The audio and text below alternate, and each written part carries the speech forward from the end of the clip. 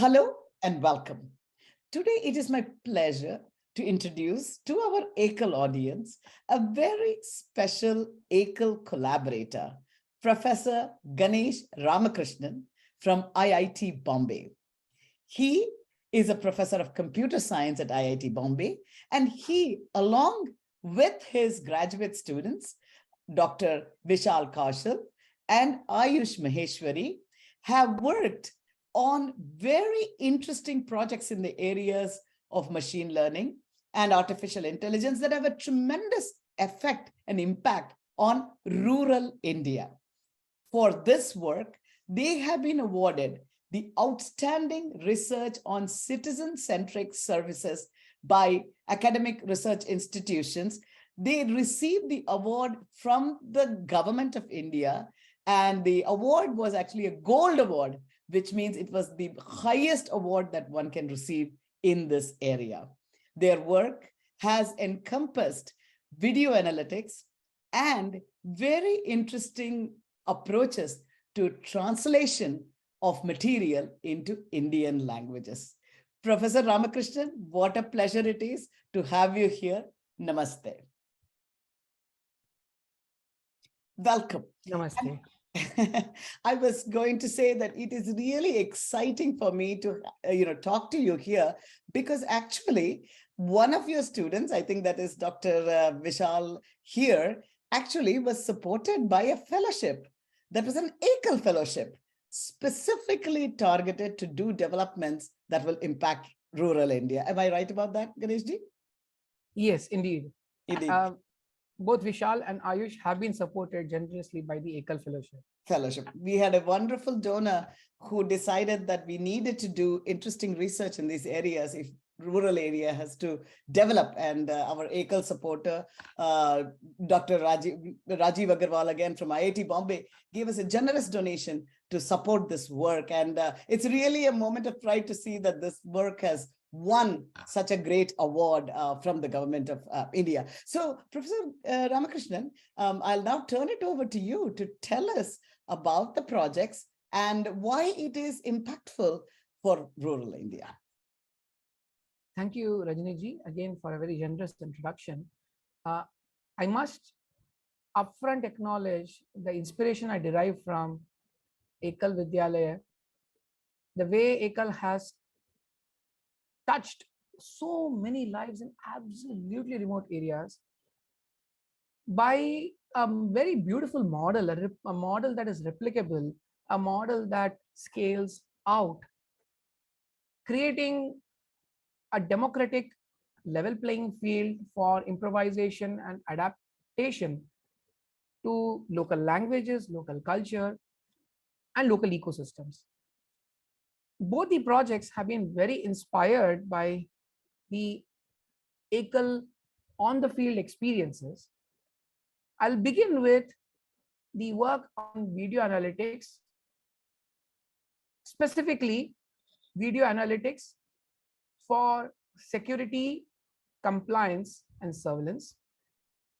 This work has recently won us the National E-Governance Award, Gold Award, as was pointed out by Ranjani ji earlier. Dr. Vishal Kaushal was pivoted with the Ekal Fellowship on this project. This project obviously has several other contributors and supporters, and I'm going to just flash the project page. This has received support from the Ministry of IT, the Ministry of Rural Development. We have a National Center of Excellence in Technology for Internal Security. Now, Vishal is going to walk us through some of the important aspects of this project and its relevance specifically to Ekal Vidyalaya. Thank you, Professor Ganesh, and very, very special thanks to Ranjani ji for talking to us and giving us this opportunity to showcase this work. And I would, at the very outset, I would resonate with what Professor Ganesh said. I mean, as a PhD student, these fellowships actually are really, really important for us to be able to carry forward the research. And I must thank Ekal for this fellowship with which my work was supported. So without any further delay, I very quickly talk about the kind of work which we have done. So actually, when I had joined this PhD program, I was always very passionate about doing something which would be useful for people in their lives, and it would not just kind of be in the shelves of the libraries as publications, but which would actually impact people's lives.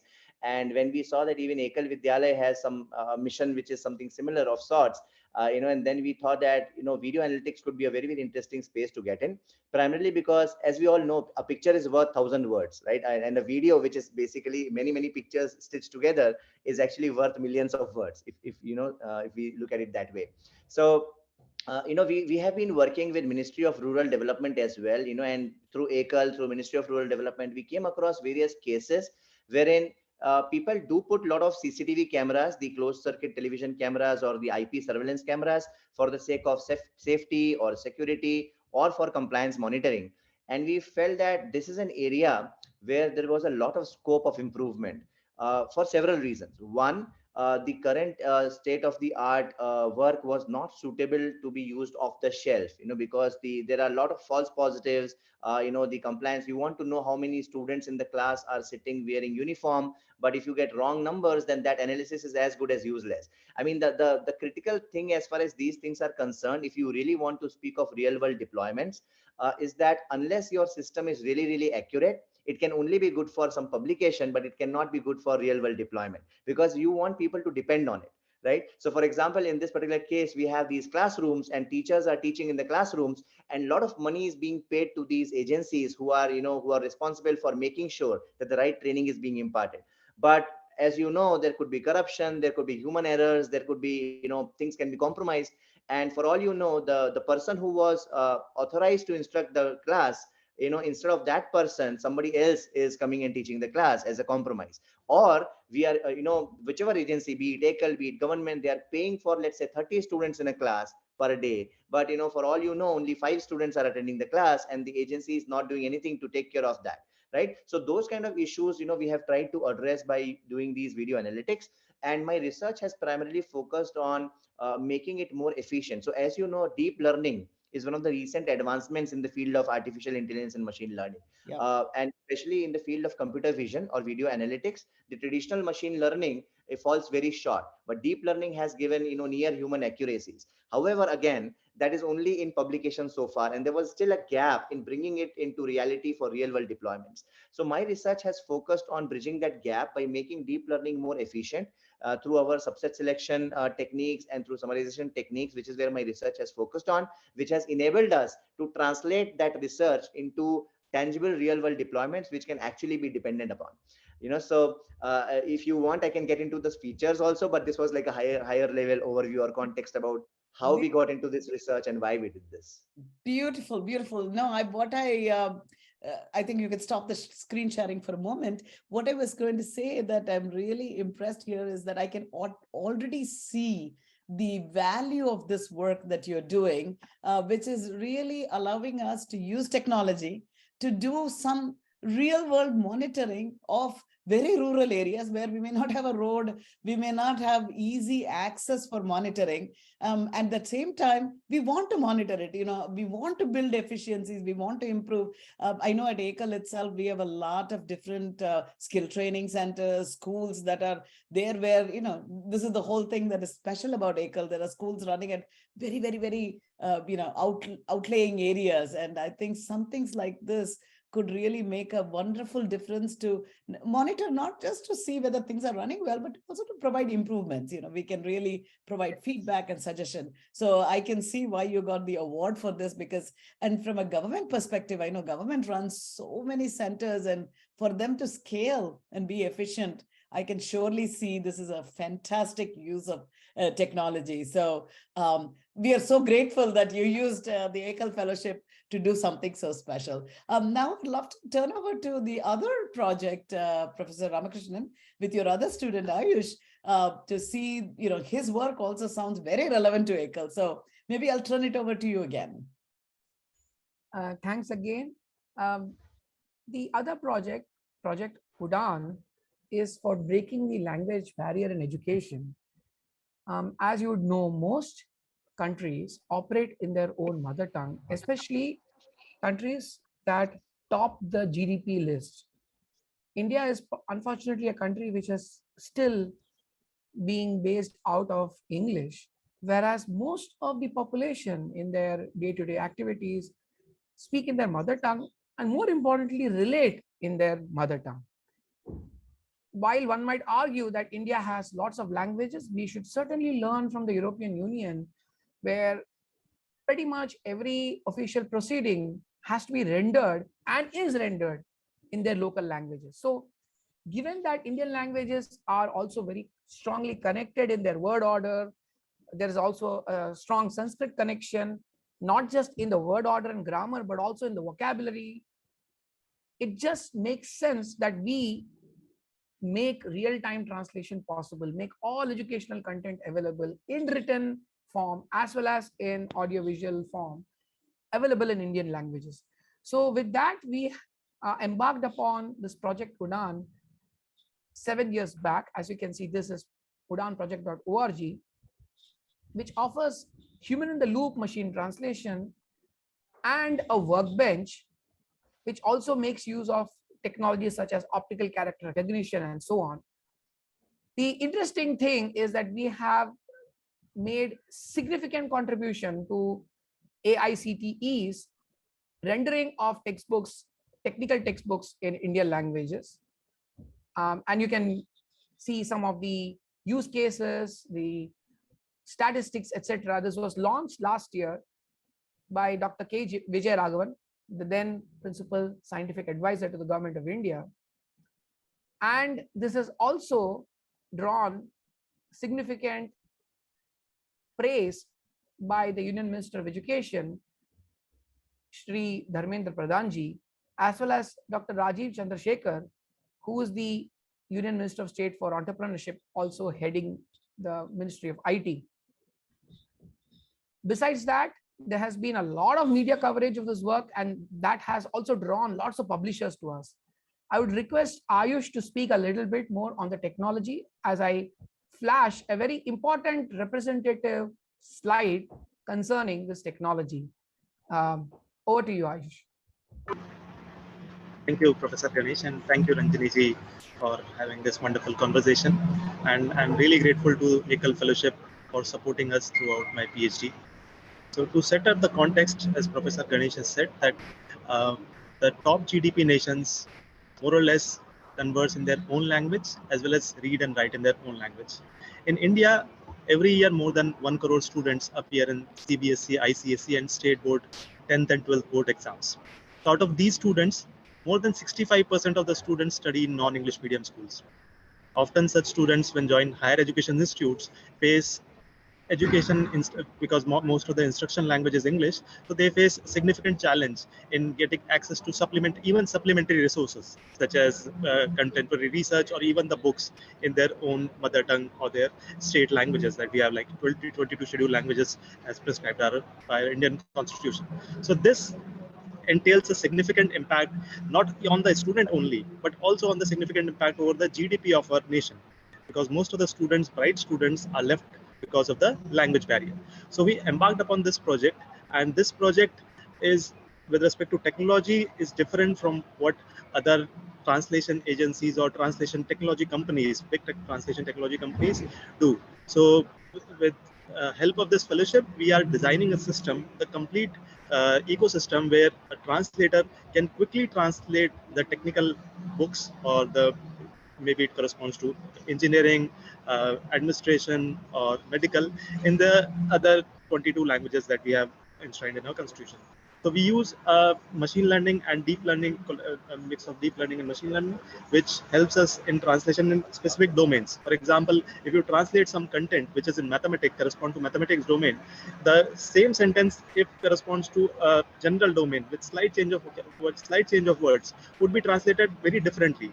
But this kind of difference is not observed by current translation technologies. So we try to reduce the turnaround time from translating English language book or English language content to the target language, which we primarily focus on Indian languages.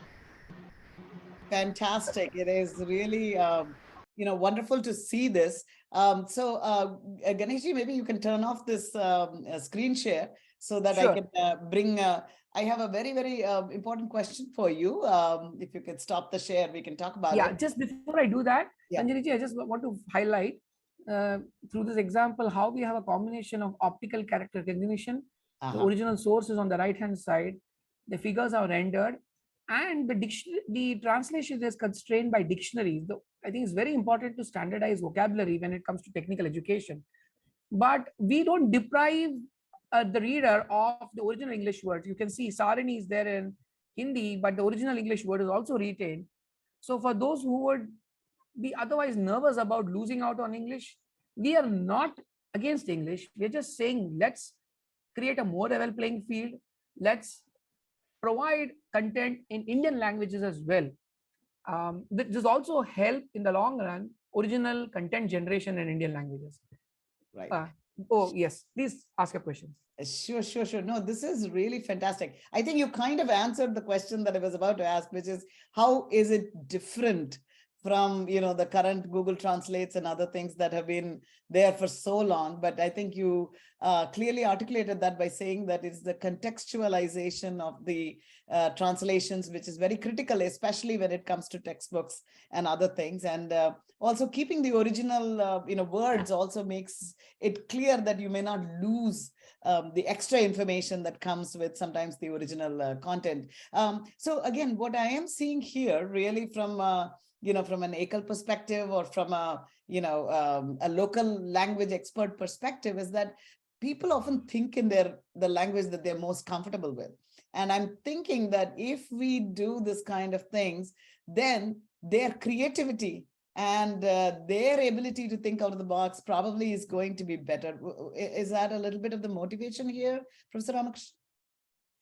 Absolutely. I found Ayush, for example, firing at his best when he speaks in Hindi with all his friends. Yeah. So Ayush, is that the case that you yourself feel a little bit more comfortable? I mean, you're very obviously very comfortable with English, and you are at IIT Bombay, the highest echelon of an academic institution where there's no problem for you to understand the language. But do you still think for you today thinking in Hindi is a better way, and is it making you more creative?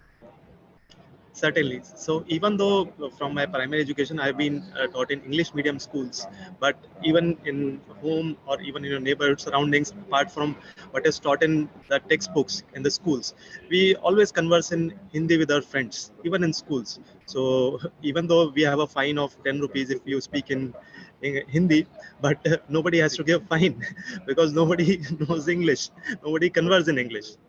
So that's a predicament that we face every day. Even not me, even everyone. If you even Vishalji or even any of our colleagues who have studied English medium school, but they converse in Hindi and they think in Hindi. Yeah. So what we do in our mind is we think of any concept in Hindi and form a sentence in Hindi and then quickly translate to English. That's what I'm doing, and that's you. Yeah, the basic point is you reduce that translation time in your mind. Yeah, no, I completely. I mean, the Prime Minister of our country now has made it really cool to speak in the language that he's most comfortable with. And now, even when he comes to America, he speaks in Hindi because that's the language that he communicates his passion and his emotion, not just the words that come out, which I think is, and passion and emotion are very critical when you have to be creative, I think. So I really applaud the work that both of you have done, Dr. Vishal Kaushal and Ayush, and of course, under the amazing mentorship and leadership of your dear professor, Ganesh Ramakrishnan. So Professor Ganesh Ramakrishnan, one thing I would ask you is that these are two amazing projects and so wonderful to, see you having, done this wonderful project here. But do you think you are thinking of other ideas for our, just for the rural areas that we have, are there interesting things that you're thinking about? So, Professor Ramakrishnan, could you answer that question? I'm sure you have a large group at IIT Bombay. It's these are just two wonderful students. By the way, I'm also an alumni of there, and it's wonderful to see such work that is really relevant to India that is being done. And Professor Ramakrishnan, really kudos to you for doing that. So, but I'd love to learn more from you about what you think is the impact of AI and machine learning, and where is it going, and how are you planning to make it more impactful for the development of rural India? Thanks for that very important question, Ranjini. I think AI has promised for too long, and the time has really arrived for AI to translate its promises into real impact. And through these two projects, I really proudly proclaim that we've done that. And we have done that because we have grounded ourselves in the end user requirements. Perfection, it can be often elusive, right? You want to make an AI engine perfect, but when we are 80% there, the example of translation, why not deliver what you have and actually let people own up what is being done, right? The last 20% that we need to traverse, we will traverse with the people. Yeah. We don't have to traverse that in the academic institution alone. So I would in general appeal to my all my AI brothers and sisters, to especially in India, to wake up to the fact that AI has promised and the time has come for AI to actually deliver. The other driving force for us has been how to make AI possible to operate in resource constrained environments. When I say resource constrained, I mean compute resources as well as labeled resources. For the big companies in the world, they can afford to spend trillions of dollars annotating data set, purchasing data sets, and creating deep models. The interesting thing with what Ayush and Vishal's work has been that we have worked with less data. We have identified data that is actually representative. Let me give a simple example. Right, Ranjini ji, if you were to be offered a plate of gulab jamuns, right? The first gulab jamun you probably gallop, right? But the second and the third and the fourth, and probably the 10th gulab jamun is probably going to be a big overhead for you. So there is diminishing returns we find in everything around us, whether it's food, whether it is toys that our children play with. Data also shows diminishing returns. So it isn't that more the merrier. Yeah. We are interested in smart data and not just big data. So when you work with human in the loop, for example, you are able to identify the examples, the instances, the data instances that would bring you the best bang for the buck in terms of being effective for your end model. So we have, in fact, a platform called Data Efficient Machine Learning, decile.org. I'm going to just flash that. It's while we have created proprietary software which has been commercially licensed, as in the case of video analytics, this work actually got commercially licensed to a company, Srivasified Technology Private Limited. But several parts of the work we have already made open source so that the entire AI community around us benefits. This data efficient learning itself has several modules, with some to do with compute efficiency, come to do with data efficiency, and our Ayush is actually at a conference right now presenting one of them, which is called SPEAR, semi-supervised data programming, which I'm flashing here. The idea being that you make human in the loop really viable and operational. So yeah, with that, I hope that answers the question. Yep. Beautifully so, beautifully so. And really, really exciting to see where the opportunities are, and where there's new ideas and new work that needs to be done. I think that is really a fantastic thing for us to see.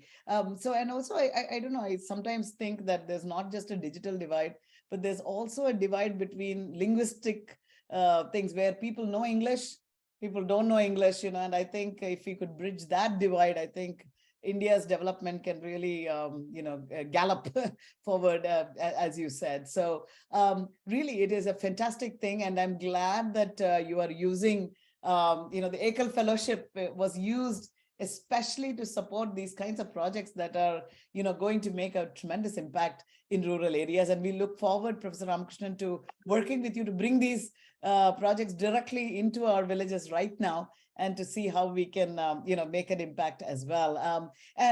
So any final words here, Ganesh, for those people who might be in universities here, thinking about AI and machine learning and all of that, who are experts on that? As you know, that there's quite a few wonderful people working in this. Are there problems that you would suggest that they start looking at? My appeal is for especially the Indian diaspora and the US to see the strengths that India has to offer. Diversity of languages which are unified through grammar and vocabulary is certainly a strength. The rich scientific heritage that we have. It's interesting that prior to Udan project, we had this very large scale digitization of work, which is still going on. Digitization of ancient Sanskrit literature. I'm not referring to the Vedas, but I'm referring to math. I'm referring to astronomy. There's a huge literature there. I'm going to just flash that again, just so that the audience can practically get to see. So here's a list of books. You can see the list of books here. Wow. All of these are about math, and they're all from the medieval era. Right. Now, all of this we digitize through our optical character recognition technology, and they are all waiting to be explored and studied. Beautiful. So the second suggestion I would offer to all the research fraternity is to take a serious peek into the rich scientific heritage, the literature we have, and thanks to the the Indian Knowledge System initiative from the Government of India, this study is also being promoted both financially as well as structurally. That would be my second suggestion. And the third suggestion is as follows. I remember attending an organic farming workshop long back. There was 7 days of workshop, and at the end, the trainer said the best organic farming is the farmer's feet on the soil. Right? You can get all kinds of organic techniques recorded, registered, but unless you go out of the field, you would not know what works, what doesn't work. Yeah. So Ekal has this very large number of use cases, right?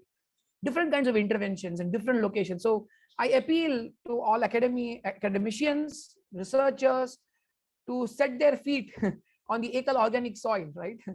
Which is organically grown, interact with people and realize, let's not try and just simply solve problems. Let's learn with people, evolve with people. The problem is when we try and go and solve problems, let's understand, right? Maybe we help them solve their problems. Maybe we learned how to solve our problems, or maybe we see the strength that exists out there so that we can synergize better. So these are my three concluding remarks. Fantastic, fantastic. Dr. Vishal, do you have any comments that you would like to share with our Ekal audience? Yeah, I mean, so I would say I would again resonate with Professor Ganesh's remarks, and I would also add a small bit, which is again taking inspiration from Professor Ganesh's advice, which he has been giving us all over the years, that let's not expect too much of magic from artificial intelligence and machine learning, because then what would happen is it would be operation succeeded but patient died. Right. So the goal is not to use machine learning, but the goal is to use machine learning as an enabler. It's an enabler rather than a goal. And whatever delta, whatever gap is there, that can always be filled in by human in the loop. Right. So we can always have human assisted machine learning. And in fact, that can increase accuracy. So one of the things which probably did not come out in the conversation was this defining some constraints. So if a human can actually tell that, hey, I'm talking about maths translation as against any other generic translation, or in the space of video analytics, if the human can say that, oh, in this, we are talking about security domain, or we are talking about compliance domain, or we are talking about healthcare domain, then whatever errors the machine learning or AI based system can possibly may can also be avoided by having that extra knowledge coming in from the human. So that would I would say is an interesting area of future research. Beautiful, beautiful. Ayush, you are at a conference today sharing your wonderful work. How is it being received, and what are you learning over there? Your one little comment from the conference. Yeah, so I am presenting two works here. One is that Professor Ganesh that he has shown about digitizing our old works, mathematics, astronomy. So we have also open sourced data. These books are all open sourced and will be available to public. So this is the one work that I will be presenting today, and the other work is related to data efficient learning, where we can how can human assist AI, not always the other way. AI assist humans, and thinking in that 100% true. Wonderful. So today it's a very interesting day that we are doing this conversation, because today only I came across Chat GPT, and I'm wondering what where the world is going with that. I just saw it today, and Professor Ramakrishnan, any comments on that wonderful thing that has just come out? It blew my mind when I saw it. Yes, I think such advances are very much welcome. Chat GPT, for example. Yeah. All I have to add is when it comes to end users, um, off the shelf may not be sufficient, and you really need to make sure that you treat people not as crowd, right? Not just as crowd sources, but as experts in their own respective domains. Beautiful. And the work, for example, Ayush is presenting, it can work with Chat GPT, but it works in such a way that the human input can override the machine learning input. That's important. Do you want the machine input to be like a dog's tail? You straighten it, it bends. You straighten it, it bends. And you straighten it for eternity and still it bends, right? Or would you like it to be something that can be overridden by confident human input? And that's exactly what Ayush is presenting. And so we can absorb any state of the art deep model such as Chat GPT. But I think the beauty will be when we can pay due respect to the human, not just as a crowdsourcer, use and throw. And the whole idea of crowdsourcing often is, use and throw. They annotate data and then they're out.